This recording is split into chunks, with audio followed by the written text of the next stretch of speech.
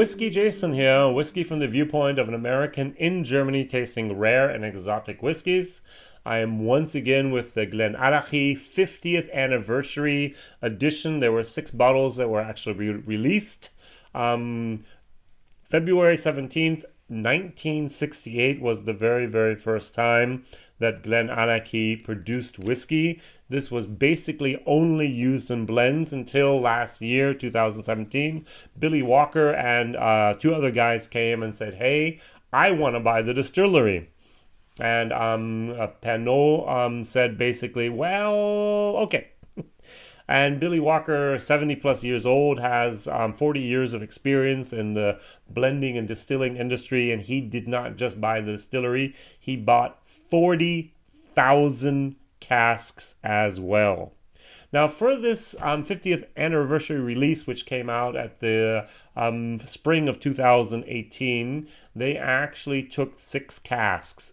These 6 casks were then divided into 3 regions: the UK, external or general export, and Taiwan. And so for this bottle actually over here, you will see if it's from England, it will say 1 of 80 bottles. Now this cask number 2587, did not only have 80 bottles in it. That would be 40 liters. That's absolutely nonsense. It was a hogshead, all right? It's 28 years old. It was actually distilled on July 4th, 1989, and it was bottled in February of 2018. So 28 years spent in this cask.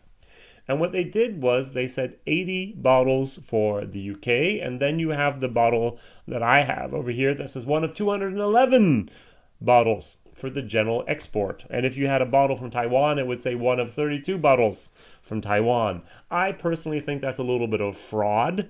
That's very misleading. It cannot be 1 of 80 bottles and 1 of 211 and 1 of 32 from the same cask. All right, so I've already tasted the 1990 bottles, which were the barrels 2515 and 2517. I would love to try the sister barrel to this from 1989, which was the barrel number 986. And what I probably will never get my hands on is the 1991 barrel 011285 or the 1978 barrel for 10296. I know that a German whiskey online shop over here had all 6 barrels, also bottles actually together for a price of 2,999 euros. 6 bottles for 3,000 euros. That's like $4,000. This bottle over here for 0.5 costs 260 euros, which is above the $300 range, to be honest. So now my nose says, aha, I like. It's very nice. I get s'mores, I get marshmallows, I get, I'm trying to get all the things I'm trying to get. I get some type of, imagine a very diluted type of Jägermeister. All those different herbs are in there, and there's a lot of different herbs. Think, if you don't know Jägermeister, go to Ricola, that the Swiss cough drop with like 37 different herbs and in there. That's what this is like, a very mild form of that. That's actually very good. Yep, that's what I'm getting. Mixed up with a tiny little bit of vanilla wrap, tiny little bit of spearmint together. Very nice. I like this. I love the nose, actually. The nose is like a good solid B for me. Now, cask strength in this case is 45.4%, so the Angels stole a lot. 28-year-old hogshead, and as I said, my bottles is 1 of 211, or 1 of 280 if you're UK, or 1 of 32 if you're from Taiwan. This I don't think ever made it to the States, especially since the 0.5 liter bottles are almost impossible to import to the States. Okay, I'm going to try it.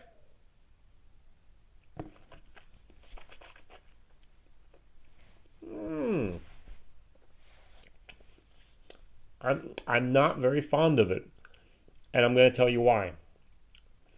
It's almost like those bouillon cubes If you make like a broth cubes. It's almost too concentrated. Now I have a friend over here in Germany from Austria, Matthias, and no, it's not Matthias, it's Michael, Michael. I wasn't calling Matthias, but he's Michael. And he actually said, Jason, he's the European brand representative for Koval over here. He said, Jason, you don't like the 4 grains. I said, I know. He said, here. I said, oh, really? Come on. I don't like it. And he took half water and half Koval, 4 grains, put them together, gave it to me. I was like, that's not bad. He said, see, your problem is it's too concentrated. I was like, wow, you might be right. And so what I think is going on here, this is too concentrated. I'm overwhelmed with the different textures and taste and aromas and everything that's going on in my mouth. And so I'm diluting it down to about, it was 45%. I'm going to go down to 38%. I'm going to try it again.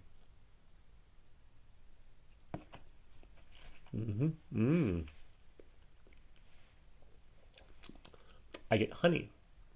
I get alfalfa. I get graham crackers. And the thing that really, really is unique about GlenAllachie is there's a lot of minerals in that water. And I get some of those minerals, that hard mineral type of water. When I lived in Pennsylvania, we had a well, and it was just brown from the rust and from the iron and so on in there. And this has a little bit of that water taste, that hard water taste. I'm going to dilute it again. So I'm going to put it down to about 25%. Whiskey, 25%. WhiskyJason here.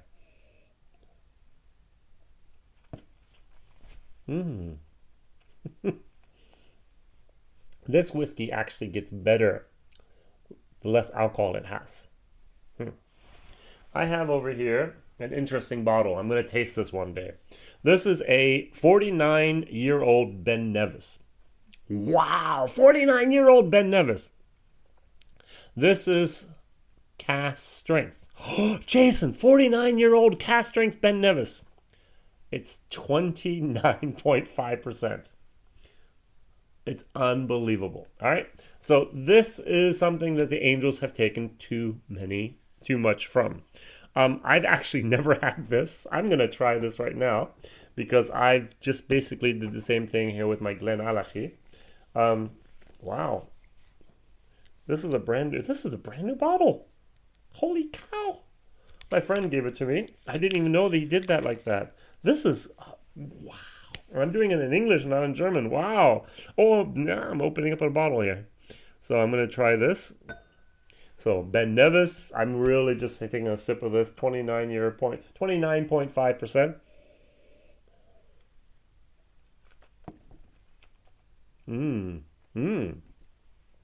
Wow, that bourbon barrel really does come through. That's really, in the end there's a little bit of a bitter type of, wow. Oh, it really goes in it takes off in a tangent, and it goes a little bit to the almost tarry moment, a little bit of nicotine, a little bit, yeah. Unique. Whiskey doesn't have to always be 40% to enjoy. That's why the dumb Americans like they like to put the ice in there. They like to water it down. And it's not wrong. It's not wrong. I love playing with my water, and this GlenAllachie really did just blossom by actually watering it down, because I, WhiskyJason, at this point in my life, at this point in my whiskey career, am not able to really enjoy that intensity and concentration of flavor of a 28-year-old cask strength, 45.4% spirit from the GlenAllachie. And putting a lot of water in it really just allows it to develop, allows it to just open up, allows it just to become that wonderful spirit that it is. All right, that was a learning experience for me. I really like that. And also the Ben Nevis is for me one of those things that I'm going to have to work on and take a look at and enjoy as well. Could you please like my videos? Could you please subscribe to my channel? I have 300 plus subscriptions.